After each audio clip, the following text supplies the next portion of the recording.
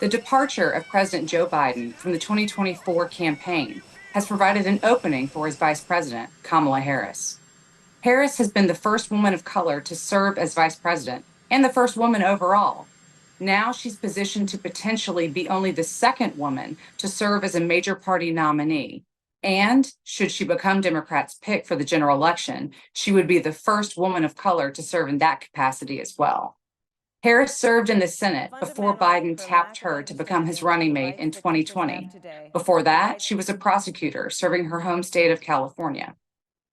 We haven't seen Vice President Harris since the news of Biden's departure from the race broke on Sunday, and we're not sure when we will next hear from her. But as this news has been coming out, Democrats from across the political spectrum and the country have been lining up in their support of her. That includes South Carolina Congressman Jim Clyburn, whose support for Biden in 2020 was pivotal to his winning the Democrats' nomination in that cycle. There have been some Democrats who haven't yet weighed in specifically on potentially supporting Harris because her becoming the nominee isn't a sure thing.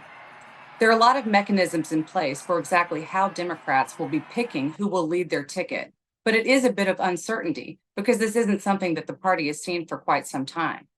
Democrats are set to gather next month in Chicago to hold their convention, and there had been talk of a virtual roll call of states even ahead of that. Since she's already been on the Biden-Harris fundraising paperwork for this part of the campaign, there are experts who say that she could theoretically, should she top the ticket, take over the money that's already been brought in by the Biden-Harris campaign for one of her own. Donors could potentially seek refunds, but that would be up to the campaign as to whether they do that.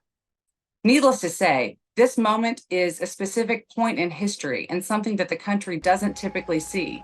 Political conventions are often seen as performative and celebratory and ceremonial, but it looks like Democrats will have their work cut out for them when they gather in Chicago and formally sort out exactly who will be facing Donald Trump in the general election.